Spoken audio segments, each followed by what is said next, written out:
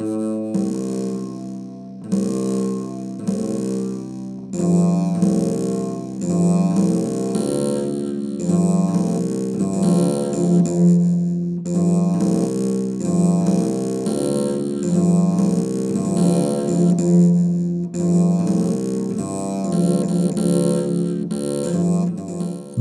አብ ወወልድ ወመንፈስ ቅዱስ አሃዱ አምላክ ከተመሰረተ 8 ዓመታትን እንዳስቆጠረ የሚነገርለት የአያት አምባሳደር መካነ ሰማዕት ቅዱስ ጊዮርጊስ ቤተክርስቲያን በአዲስ አበባ ሀገረ ስብከት ሰሜናዊ አቅጣጫ በየካ ክፍለ ከተማ አያት አምባሳደር እየተባለ በሚጠራው አካባቢ ይገኛል። የአያት አምባሳደር መካነ ሰማዕት ቅዱስ ጊዮርጊስ ቤተክርስቲያን ከተመሰረተ ከ8 ዓመታት ያልበለጠው ቢሆንም የልማት ስራዎቹና መንፈሳዊ አገልግሎቱ ግን የተሟላና የተስተካከለ መሆኑ ይነገርለታል። ይሄን ባጭር ቃል ለመግለጽ በሁለት ስንኝ በገልጸው ጥሩ ነው። በሁለት ስንኝ ጉባኤ ቃና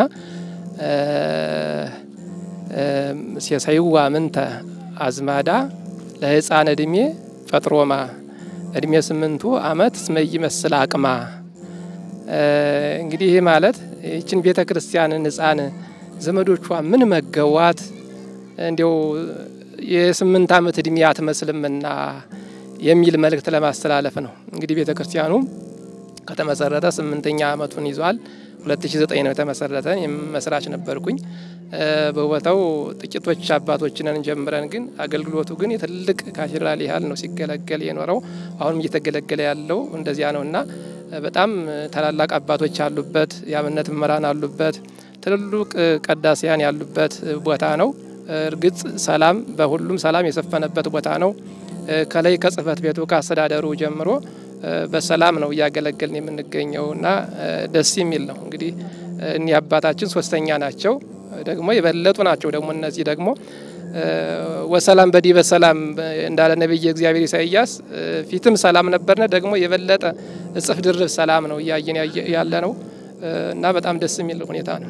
ልማቱ በጣም ትልቅ ለውጥ ነው ያለው። በዚህ በሁለት ዓመት ውስጥ ጫካው ተመንጥሮ ምድረ በዳ ጫካ ነበር። እሱ በተቀላላ ቤተክርስቲያኑ ያረፈበት ከመጨረሻው አለ ጠርዝ ላይ ነበር ያረፈ ጫካ ነበር እና ይሄ በሙሉ አያስተላልፍም ነበር። አሁን እሳቸው ከመጡ ወዲህ 3000 የማይሞላ ነበር። እሳቸው ከመጡ ወዲህ ሁሉ ቦታ ተገዝቶ በጣም ብዙ ልዩነት ነው ያየን።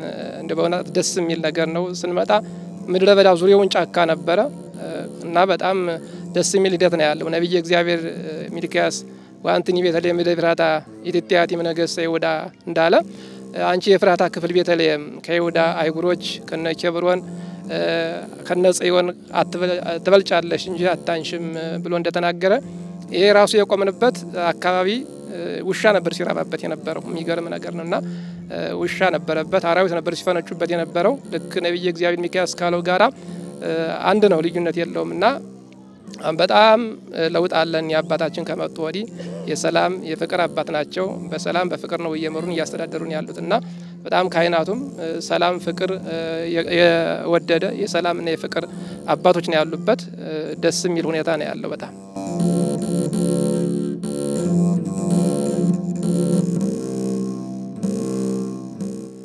እንግዲህ ማስተላለፈው መልእክት የክርስቲያን ህይወቱ ሃይማኖቱ ነው። የክርስቲያን ህይወቱ ቤተክርስቲያን ናት። አሳ ከባህር ከወጣ ህይወት የለውም። ምእመናን ደግሞ ከቤተክርስቲያናቸው ጥሪ ከራቁ ህይወት የላቸውም ማለት ነው። ስለዚህ የቤተክርስቲያናችን ጥሪ አክብረው ምእመናን እነሆ ዛሬ ትልቅ ባዛር አዘጋጅተናል። በዚያ ገቢ ለማሰባሰብ የፊት ለፊታችን ያለው ቦታ የግለሰው ነው። አሁን ወደ ውስጥ ለማስገባት እየተሯሯጥን ያለነውና ምእመናኑ እንዲተባበር ከቤተክርስቲያን እንዳይርቅ ከአባቶች መልእክት የአባቶችን መልእክት በጸጋ ተቀብሎ ያቅሙን የሚችለውን እንዲሳተፍ የሚል መልእክት አለኝ። በርግጥ ምእመናናችን ጥሩ ክርስቲያን ያሉበት ሰፈር ነው። በዚህ አካባቢ ያሉ ሰፈር ያሉ ምእመናን በብዛት በጣም ደጋግ አባቶች ደጋግ እናቶች ያሉበት ሰፈር ነውና የሰላም የፍቅር የአንድነት ሰፈር ነው እና ያላቸው ሁሉ እንዲተባበሩ የሚል መልእክቴን አስተላልፋለሁ።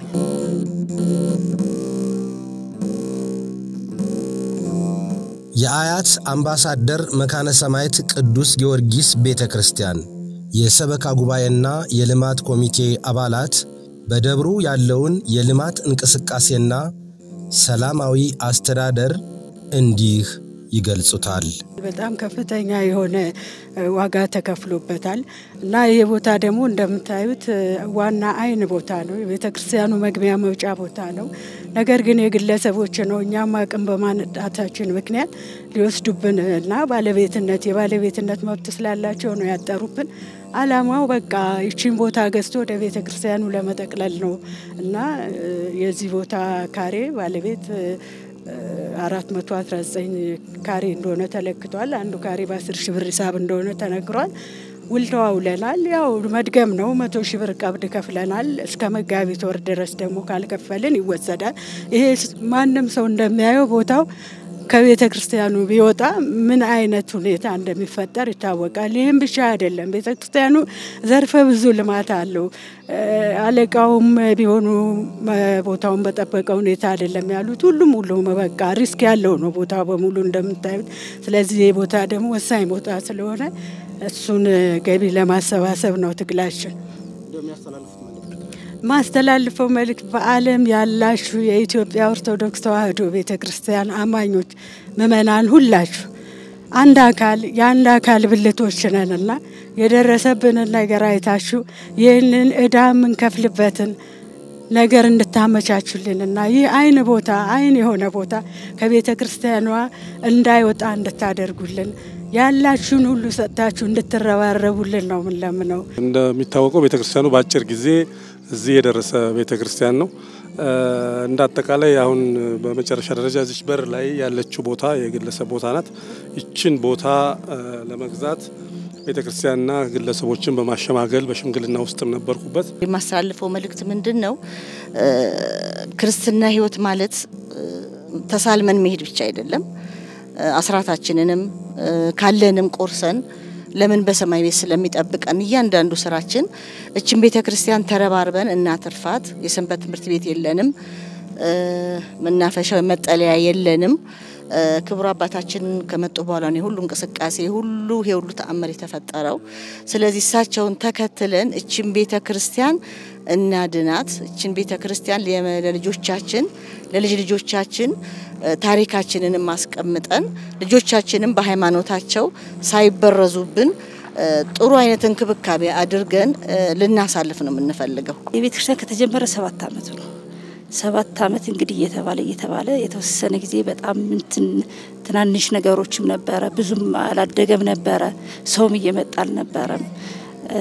አሁን ግን በዚህ በ2 አመት አባታችን ከመጡ ጀምሮ ግን ቅኑ አባት ትህትና ከሰው በታች ሆነው እግዚአብሔር የላከልን ነው የሚመስለኝ። እኔ ቤተክርስቲያን አንዳንድ ጊዜ ይጠራልና አባታችን ልኮልን ይሄው የምትታዩት ቤተክርስቲያን በሙሉ ይሄ ያለቀ በአጭር ጊዜ እሱን አልቆ የክርስትና ቤት ሁሉም ነገር አልቆ አሁን ደግሞ ይሄን ቦታ ለማምጣት እየተጣራ ያለው ማለት ነው። ይሄ ምንድነው? የሳቸው ሰውን ያላቸው ፍቅር ሰው እንዴት እንደሚስቡ ይሄ ቤተክርስቲያን አላቅም ይሄ በረከት የፈሰሰበት እና እሁድ ራሱ እኛ በጣም በሚገርመው የውዳሴ ማርያም በሙሉ እነዚህ ጸሎት ተደርጎ የሚረጫል እሁድ በቃ ትክክለኛ ጸሎት ተደርጎ እዚህ መድረኩ ላይ ይሄ ምንድነው?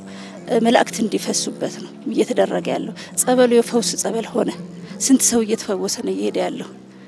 እዚህ አካባቢ ያለው ሰው ራሱ ያውቀዋል። ከየት እንደሚመጣ እኛ እናውቀዋለን፣ ምን ያህል ሰው እንደነበረ። አሁን ደግሞ በዚህ በአስተዳደርና ጥሩ አስተዳደር ስለያዝን ይሄን ያህል ህዝብ መጥቶ ይሄ ቤተክርስቲያን በዚህ በአማረ መልኩ አልቋል። አልቃ ይባልም ውስጡ ኦፍ ኮርስ ግን አሁን ደግሞ ይሄንን ቦታ ቢገዛ እንኳን ተጀመረ ነው እንጂ አለቃ ይባልም። ስንት ወጭ አለበት፣ ስንት ግቢ ማስዋብ አለ፣ ግቢ ማጠር አለ፣ ስንት ሁሉም ነገር ያው ተናግረውታል በርግጥ እና አሁን የዛሬው የሚደረገውም ለዚሁ ምክንያት ሰው ባለው አቅም ለመቤታችን ለቅድስት ኪዳነ ምህረትና ለቅዱስ ጊዮርጊስ ተብሎ የሚወጣ ብር ተመልሶ በረከት ነው። እንግዲህ ለዚህ ሁሉ ዋናው ነገር ምንድነው? ያው ጥሩ መሪ ካለ ጥሩ ስራ ይሰራል ማለት ነው። እውነት ለመናገር በአሁኑ ጊዜ ያሉት የደብሩ ዋና አስተዳዳሪ መላከ ሰላም ሀብቴ ስዩም ጠንካራ አባት ናቸው። 24 ሰዓት ቢሰሩ አይደክሙም። ቤተክርስቲያኑ በቃ እንደሌሎች እንደ መካከል እንዳሉት ካቴድራሎች ግቢውም አምሮበት ዙሪያውም ተውቦ ጥሩ የሆነ መንፈሳዊ አገልግሎት የሚሰጥበት ስርዓት አምልኮ የሚፈጸምበት እንዲሆን ጥረት እያደረጉ ነው። የአካባቢው ምእመናን በማስተባበር ጥሩ የሆነ ተግባቦት አላቸው። ከማህበረ ካህናቱም ጋር ከሰበካ ጉባኤውም ከህንጻ ኮሚቴውም የመሬት ኮሚቴውም ጋር ጥሩ የሆነ የመግባባት ሁኔታዎች አሉ። ይሄም በመሆኑ ነው በዛሬው ቀን አሁን እንግዲህ ከዚሁ አጥቢያ አንዱ የቤተክርስቲያኒቷ ባለውለታ ነው። ይሄን ብሎኬቱን የቻለ ዙሪያውን ኳርቲዙንም ይሄን የምናየው ስዕሉንም በሙሉ ያሳለው ወንድማችን ወልደ ጊዮርጊስ በክርስትና ስሙ ባለማዊ ስሙ ደግሞ አቶ ዘላለም ፍስሐ የሚባል እንደዚሁ ከ1 ሚሊዮን ብር በላይ ወጪ አድርጎ በኔክሰስ ሆቴል ስፖንሰር በመሆን የገቢ ማሰባሰቢያ ፕሮግራም እንዲሰራ አድርጎልናል ማለት ነው።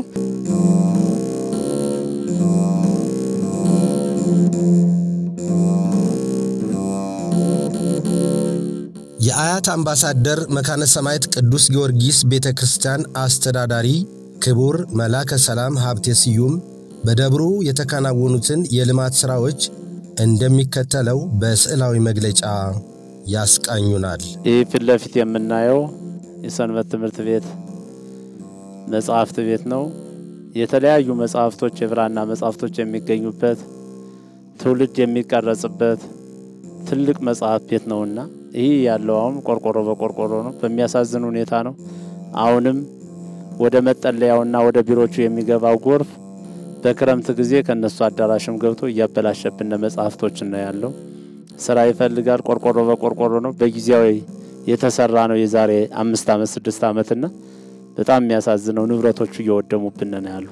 ስለዚህ ይህን ለማሰራት ይህን ለመስራት አቅደናልና ሰበካ ጉባኤው የመሬት ኮሚቴው ይህን ደግሞ ለመስራት ያው ገንዘብ ያስፈልጋል፣ እርዳታ ያስፈልጋልና ስለዚህ በእናንተ በኩል እንዲተላለፍልንና ያው ለቤተክርስቲያን ደራሽ ክርስቲያኖች ናቸው። ክርስቲያኖች ተረባርበው ይህን በችግር ላይ ያለ ቤተክርስቲያን ብዙ ስራ የሚፈልግ ቤተክርስቲያን እንዲረዱልን እንዲያግዙልን በሰማዕቱ ስም መልእክቴን አስተላልፋለሁ።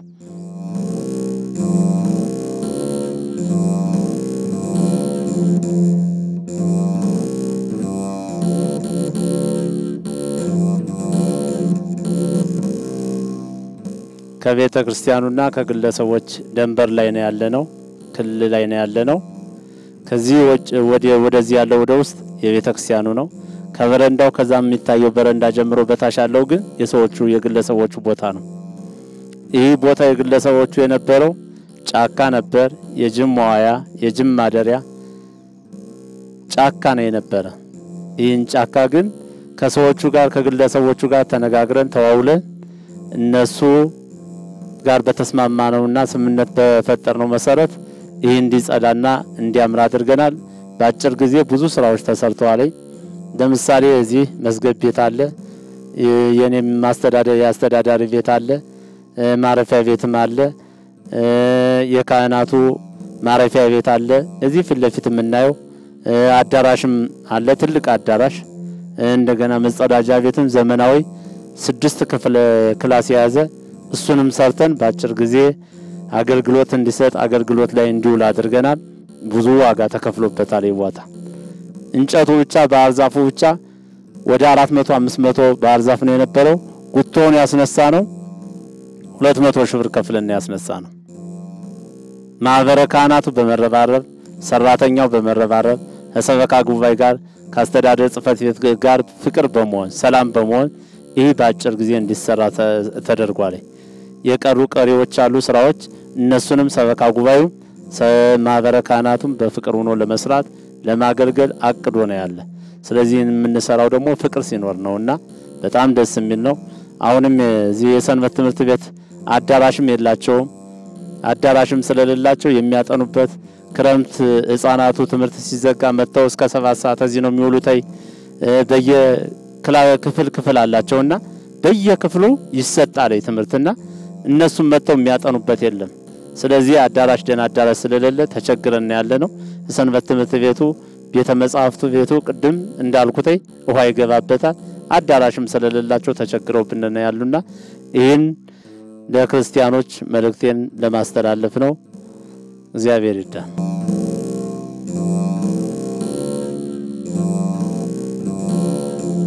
ያውን ምን ጎበኘው ቦታ ከግለሰቦች የተገዛ ነው እኔ ወደዚህ ቦታ ተቀይሬ ከመጣው በኋላ የተገዛ ቦታ ነው የተጠናቀቀ ነው በአዲሱ ሰበካ ጉባኤ በነባሩ ተጀምሮ ነበር አዲሱ ሰበካ ጉባኤ ደግሞ የተወሰነ ነው የሚቀር እንጂ ያው እየከፈለ ነው ያለ ስለዚህ ወደ 2,500,000 ብር የሚቀርዳለን ሌላውን ግን ከፍለናል ይሄ ካሬ የምታዩት ሜዳው የምናየው አሁን የሚታየው ሜዳ ወደ 3000 ካሬ ነው 3000 ካሬ ይሆናል ስለዚህ ይሄን ባጭር ጊዜ እንዲ ለማድርገናል አሁን የታቀዱ አጥሩ አልታጠረም አጥሩ ገና ነው የሚሰሩ ስራዎች አሉ እዚህ ሰበካ ጉባኤ ጋርና ማህበረ ካህናቱ ጋር ሆነን የተቀሩትን ስራ ለመስራት አቅደናል ሐስበናልና እግዚአብሔር ደግሞ ሐሳባችን እንዲፈጽምልን በቤተ ክርስቲያኒቱ ስም መልእክቴን አስተላልፋለሁ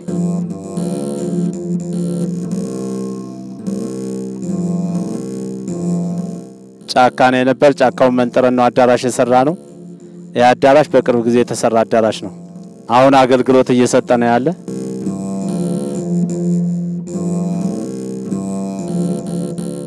ምናየው ፊት ለፊት ያለው 3 ክላስ ነው የማህበረ ካህናቱ ማረፊያ ቤት ነው መተው ካህናቱ ሲደክማቸው ለአገልግሎት መተው የሚያርፉበት ለአገልግሎት ሌላ ቦታ ሩቅ ቦታ ስላሉ እንዳይጨናነቁ ባጭር ጊዜ የተሰራ ስራ ነውና እዛም ቀጥሎ የተያያዘ ስላለ መጸዳጃ ቤቱ መዛው ቀጥሎ ነው ወደ 6 ክላስ ነው ናይን ባጭር ጊዜ ሰበካ ጉባኤው ማህበረ ካህናቱም የሰራው ስራ ነው የስራ ውጤት ነው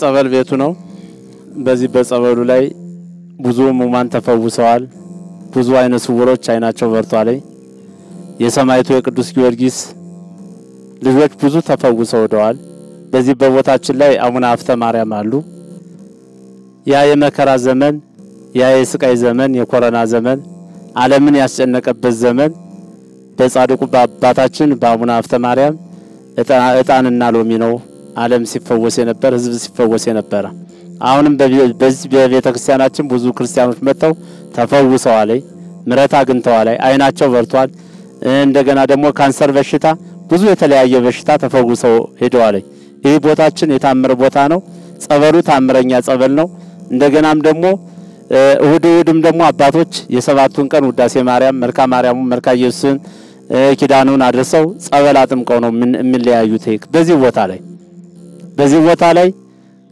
በ55 ዓመቷ አንዲት እናታችን ልጅ ወልዳለች ስለዚህ ይህ ታምረኛ ቦታ ይህ ታምረኛ ጸበል ብዙ ስራ ተሰርቷል ብዙ ሰዎች ተፈውሰዋል ምሕረት አግኝተውበታል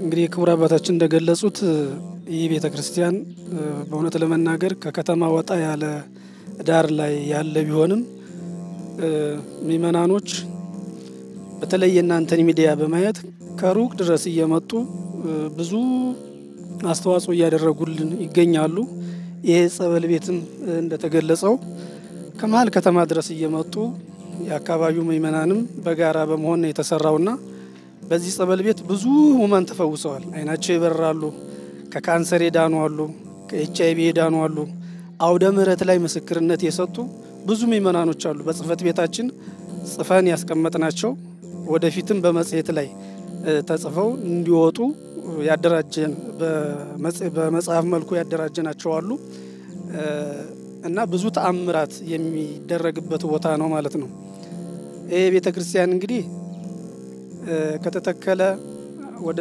7 አመት አካባቢ ሆኖታል በዚህ በ7 አመት ውስጥ ብዙ የልማት ስራዎችም ተሰርተዋል እንደተባለው ይሄ ፍለፊት ላይ ቅድም ክቡር አባታችን ሲያስጎበኙአችሁ የነበረው ቦታ ጫካ ነበረ እሳቸው ወደዚህ ደብር ከመጡ ጀምሮ ይህን ጫካውን በመመንጠር ከባለ ይዞታዎች ጋር ውል በመፈጸም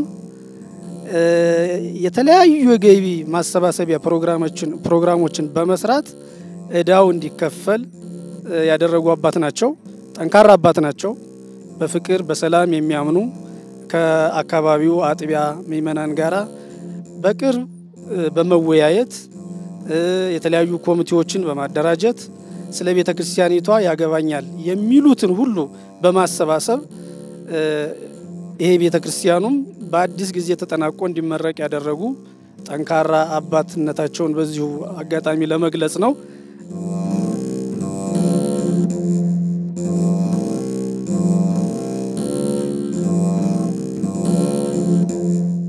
ክርስትና ቤቱን አስካለ ማርያምና ፍቅረ ማርያም ነው ያሰሩት። ጎብኝተናል። አሁን ደግሞ ንዋየ ቅድሳቱ ወደሚቀመጥበት ወደ ዕቃ ቤቱ ነው የገባ ነው ያለ ነው። አሁን እሱን እየጎበኘን ነው ያለ ነው። ይህን ደግሞ ያሰሩት እናታችን አስካለ ስላሴና ወልደ ሚካኤል ነው ያሰሩት። አስካለ ስላሴ እኒ ደጓ እናት ስምም አውጥተንላቸዋል። ደጓ እናት ብለን ያወጣናላቸው ለዚህ ቤተክርስቲያን ብዙ ዋጋ የከፈሉ ዙሪያውን የበረንዳውን ሙሉ ሰራሚኩን ያሰሩ እንደገና ደግሞ በሩን በሴቶች በኩል ያለውን በአንድ በርና አንድ መስኮት ሁሉን የሸፈኑ እናታችን ናቸው። ቸገረን ባለሽበት ሰዓት ቤተክርስቲያን ብዙ ነገር የሚረዱ ደግ እናት፣ የዋህ እናት፣ በፍቅር የሚያምኑ በስራ የሚያምኑ እናት ናቸው። ከዚህ በፊት ሰበካ ጉባኤ አባል ሆነው ለ3 አመት አገልግለዋል። ሰበካ ጉባኤ በነበሩበት ሰዓት መናገር አይፈልጉም።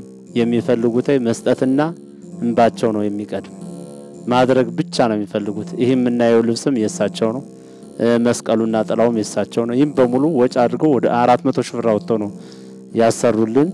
አሁን ጥር 18 ቀን ነው 2017 ዓመተ ምህረት ያስመረቅ ነው። እናታችን እድሜያቸውን ያስረዝምልን። የሰማይቱ በረከት በሳቸው ላይ ይደር፣ በሁላችን ላይ ይደር። እንደዚህ ያለ መንፈሳዊ ቅነት ያስፈልጋል። እኛም ያው ጽፈት ቤቱም ቀና ስለሆነ ሰዎች እንስራ በገንዘባችን እናገልግል ብለው ሲመጡ ክፍት አርገን ቢሮአችን በመጠበቃችን ነው። እናታችን አስካለ ስላሴ ክርስትና ቤቱን የሰሩታይ ምን ልስራ ብለው ሲመጡ ክርስትና ቤቱን ይስሩ፣ ማንም ጣልቃ አይገባቦትም፣ ሁሉን ሰርተው ግን ያስረክቡና ስንላቸው እሺ ሰራተኛም ከራሴ ገንዘብም ከራሴ ሁሉን ራሴ ሸፍናለሁ አሉ። እሺ ችግር የለም እኛም ጣልቃ የሚገባ የለም ብለን አስቆምነ። ስራ ሰርተው አስረከቡን። አስካለ ስላሴ ደግሞ የሳቸው መንፈሳዊ ቅናት አይተው ደግሞ ይህን ስራ ደግሞ ራሳቸው ሰራተኛ መጥተው ማቴሪያሉን አቅርበው አሰርተው አስረከቡና እናታችን እድሜያቸውን ያስረዝምልን። ቅዱስ ጊዮርጊስ ይባርክልን። የልጆቻቸውን ዓለም ያሳይልን። ደግ እናት ናቸው። እዚህ ያሉት እናቶቻችን ለዚህ ቤተክርስቲያን ብዙ ዋጋ የከፈሉ እናቶቻችን ናቸው። አባቶቻችንም ደግሞ በቁፋሮ በድንጋይ ሸክሞ አብረው የሚሸከሙ እንደ ካህናት መቀደስና ማገልገል ብቻ ሳይሆን እንደ ገበሬው ነውም ያገለግላሉ። እና አባቶቻችንም እግዚአብሔር ያቆይልን። ቦታው የሰላም የፍቅር የበረከት ቦታ ነው። ይሄን መሰለ ዕቃ ቤት በሁለት ወር ነው ተሰርቶ ያስረከቡ እናታችን። እንግዲህ እድሜያቸውን ያስረዝምልን፣ ይቆየን።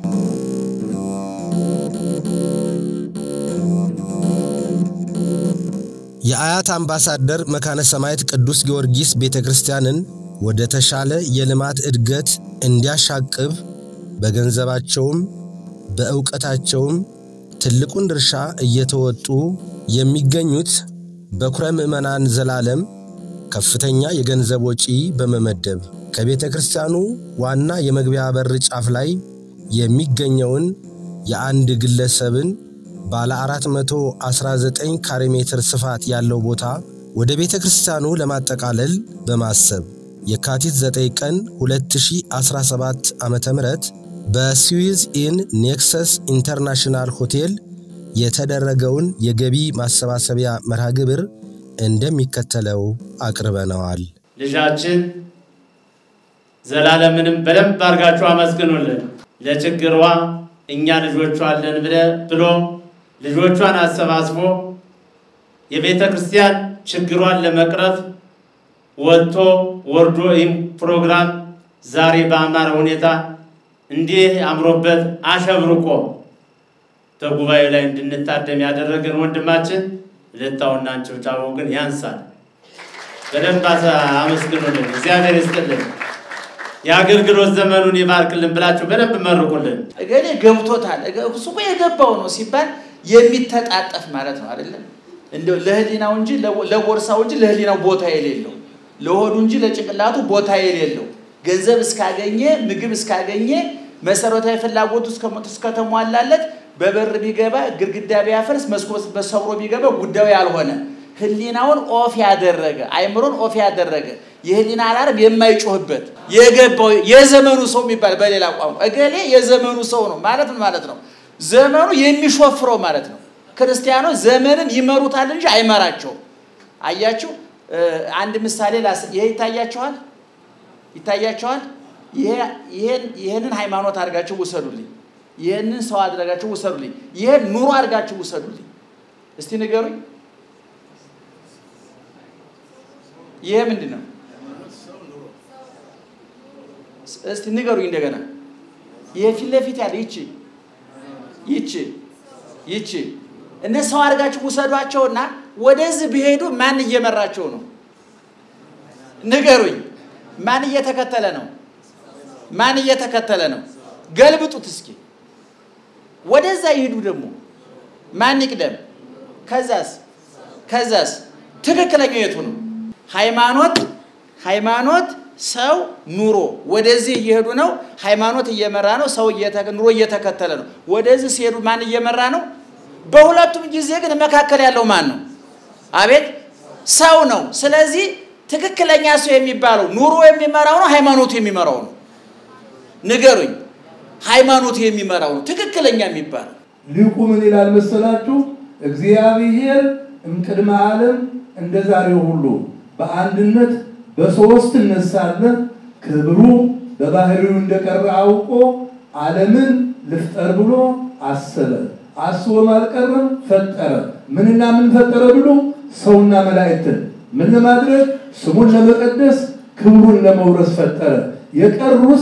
ፍጥረታት ግን ለአንክሮ ለተገብሮ ለምግበ ስጋ ተፈጠሩ ነው የሚለው እኔና እናንተ ግን ሔዋን ለዘላለም በእግዚአብሔር ቤት እንድንኖር አድርጎ የፈቀደው አምላካችን ለባዊት ነባቢት ሕያዊት የሆነች ነፍስ የፈጠረልን አምላካችን ስለዚህ በዚህ ምድር ላይ ያለን የእግዚአብሔርን ቅዱስ ጳውሎስ እንዳለው ለእመሃየውነ ነሐዩ ለእግዚአብሔር ወለእመ ሞትነ ንመውት ለእግዚአብሔር ብንኖርን የእግዚአብሔርን ብንሞት የእግዚአብሔርን 120 ነበረ እየተሸረሸረ በኃጢአታችን ብዛት 100 ቤት አንደርስም ባዘረ ነፍስስ ምን በብሊን በላክ ለዘላለም ሞት የሚባል የለም ነክሶ መኖር ነው እቺ ኮንትራት ያቺ ደግሞ ዘላለማዊ እቺ ቴምፖራሪ ያቺ ደግሞ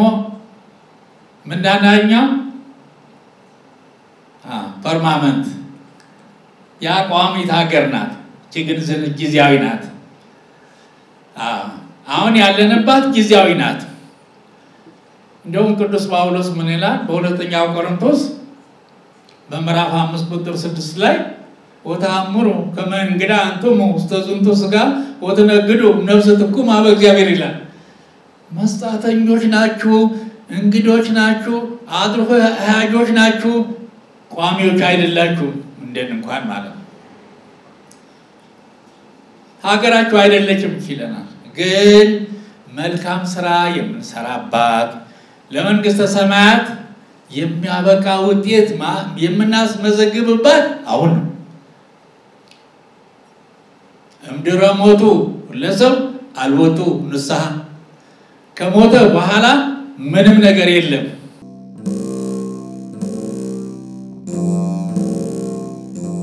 በመጨረሻም አጠቃላይ የልማቱን ሂደትና የገቢ ማሰባሰቢያ መርሃ ግብሩን ውጤት አስመልክተው የደብሩ አስተዳዳሪ መላከ ሰላም ሀብቴ ስዩም የሚከተለውን ምስጋና አቅርበዋል። የካቲት 9 ቀን በነበረው ፕሮግራም ያው ያንን ፕሮግራም እንዲዘጋጅ ያደረገው የመጀመሪያው ማመስገን የምፈልገው ወልደ ጊዮርጊስ ወይም ደግሞ የባለም ስማቸው አቶ ዘላለም ፍሳ በእለቱ ደግሞ ስም የተሰየመላቸው በኩረ ምእመናን ተብለው የሚጠሩት የቤተክርስቲያን ልጅ ሙሉ ወጪውን ሙሉ ስፖንሰሩን የሸፈኑልን ከ1 ሚሊዮን ብር ያላነሰ ነው ወጪ አደረጉትና እሳቸውን በመጀመሪያ አመሰግናለሁ። ሁለተኛ ደግሞ ያው የደብሩ ሰበካ ጉባኤ የመሬት ኮሚቴውን እያመሰገንኩ የዛን ቀን በነበረው ፕሮግራም ግን ደብሩ በተወሰነ መልኩ ያው ምናቅደው ምናስበው ያሰብነው ልክ ባይሆንም የተወሰነ መሬቱ አንገብጋቢ የነበረ መሬቱ ነው። ለዛ መሬት የሚከፈለው ዳ የነበረው 4 ሚሊዮን 200 ሺህ ብር ነበረ። እሱን ካልከፈልነ ግን ቀብድ የከፈልነው ከስሮ መሬቱ ውሉ ይቋረጣል ነው የሚለው የነበረው። የተዋዋል ነው ግለሰቦቹ የግለሰቦች ስለነበረ እንደገና ከቤተ ክርስቲያኑ አጥር ግቢ ስለነበር በጣም ቦታው ወሳኝ ቦታ ነው። ቦታው ደግሞ ህዝቡ ገብቶ ወደ ቤተ ክርስቲያኑ ከሚያስቀድስበት ሀበሩ ላይ መውጫና መግቢያ ያለበት ህዝቡ ከሚወጣ ከሚገባበት ላይ ነው የነበረ። ስለዚህ ለሱም ይሆን አግንተናል። በኋላ ግን የሚቀር ወደ 3 ሚሊዮን ብር አለ። እዚህ በፊት የገዛ ነው 3000 ካሬ በ3000 ብር ሂሳብ ነው የገዛ ነው። 7 ሚሊዮን ብር ከፍለናል። 3 ሚሊዮን ብር ይቀርናል።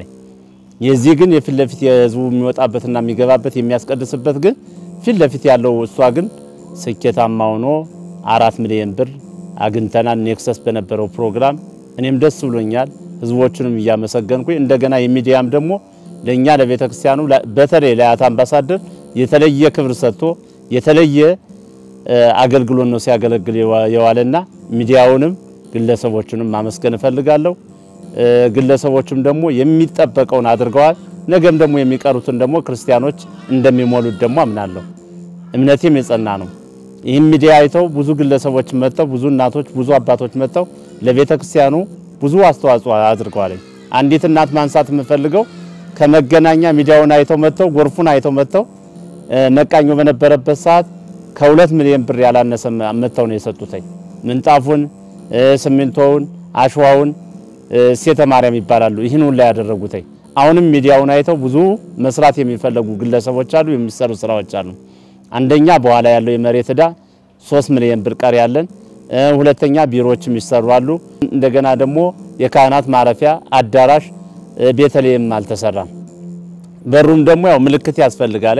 የበሩ መግቢያና መውጫው ላይ ምልክት አልተሰራም። ስለዚህ እነዚህ ስራዎች እንዲሰሩልን ይሄን አይተው ክርስቲያኖች መጥተው በገንዘባቸው ጉልበታቸው ራሳቸው ሙሉ ኃላፊነታቸው ወስደው መስራትና ማሰራት ፈልጋለሁ። እኛ ግን ኔክሰስ ሆቴል በነበረው ግን በውላችን መሰረት ውላችን አልተፋረሰም። መሬቱም ወደ ግለሰቡ እንዲወሰድ አልተደረገም። ተሳክቷል። አቶ ዘላለምን ከልብ አመሰግናለሁ። ሚዲያውንም ከልብ ነው ማመሰግነው። አዎ የመሬት ኮሚቴዎቹ በጣም ብዙ ዋጋ ከፍለዋል። ለምሳሌ እና አስካለ ስላሴ እነ ሴተ ስላሴ እነ ራኤል አሁንም ሁለተኛ ራኤል አሉ እነ ሳባ አስካለ ማርያም እንደገና ደግሞ ቄስ አፍታሙ ቄስ ተክላብ ቄስ ተሰማ አቶ ዘለቀ እነዚህ በጣም አሁን ለዚች መሬት ለ4 ሚሊዮኑ ምክንያቱ ነው ተሯሩጠው በሳምንት 4 ቀን 5 ቀን ነው ስብሰባ የሚሰበሰቡ የነበረ። ደከመን ሰለቸን ሳይሉ ዋጋ ከፍለው ለቤተ ክርስቲያኑ ይሄ ፕሮግራም እንዲካሄድ አድርገዋል። እንደገና የአካባቢው ህብረተሰብ ክርስቲያኑ በሙሉ ደግ ህዝብ ነው ያለበት አያት አምባሳደር እነ ዶክተር መሳፍንት እናቱ አውራሪስ እንደገና ደግሞ አቶ ጸጋዬ የፍኖተ ጽድቅ ሚዲያ ባለቤት እንደገና ደግሞ እናታችን ደግሞ ስምረታ የሚባሉ እናት በቀደምለታ 1 ሚሊዮን 100 ሺህ ብር ነው የሰጡት። አቶ ጸጋዬ የፍኖተ ጽድቅ ሚዲያ ባለቤትም 1 ሚሊዮን ብር ነው የሰጡት። እነዚህን ክርስቲያኖች እያመሰገንኩኝ ከልብ ነው ማመሰግናቸው። በሰማይቱ በቅዱስ ጊዮርጊስ ስም በቤተ ክርስቲያኒቱ ስም ከልብ እያመሰገንኩኝ እንግዲህ ያው የቀሩትም ደግሞ የታቀዱትም ደግሞ ከፍጻሜ ላይ እንደሚደርሱ እምነቴም በሰማይቱ በቅዱስ ጊዮርጊስ ስም እምነቴ የጸና ነው። የቀሩ በኋላ ያለው መሬት ነው። አሁንም ቅድም ተናግሬ ያለው አሁንም ድጋሚ ማስተላለፍ የምፈልገው 3 ሚሊዮን ብር ቀር ያለን እንደገና ቢሮዎች አልተሰሩም። ቤተልሔም ቆርቆሮ በቆርቆሮ ነው። አጥር የለውም። የካህናት ማረፊያ ቆርቆሮ በቆርቆሮ ነው። ኮርኒስ እንኳን በሰዓት አልተደረገም። ስለዚህ አዳራሽም ስለሌለ እነዚህን ቆርቆሮውን ወደ ቡለኬት እንዲቀየርልና ቦታውን አስተካክለን ለቤተ ክርስቲያን ለክርስቲያኑ ምቹ አገልግሎት እንዲሰጥ ነው የምለው። ኢኦቲስ ሚዲያ በጣም ለቤተ ክርስቲያኒቱ ባለውለታ ለኦርቶዶክስ ለክርስቲያኖቹ ባለውለታ እንደገና ደግሞ ክርስቲያኖች ደግሞ መስጠት መመጽወት ለቤተ ክርስቲያን ማድረግ የሚፈልጉት ይህን ሚዲያ እያዩ እየመጡ ብዙ ስራ ሰርተዋልና እኔ የኢትዮጵያ ኦርቶዶክስ ቤተክርስቲያን ሚዲያን ከልብ አመሰግናለሁ። ከልብ ነው ማከብራችሁ። እግዚአብሔር ይስጥልኝ።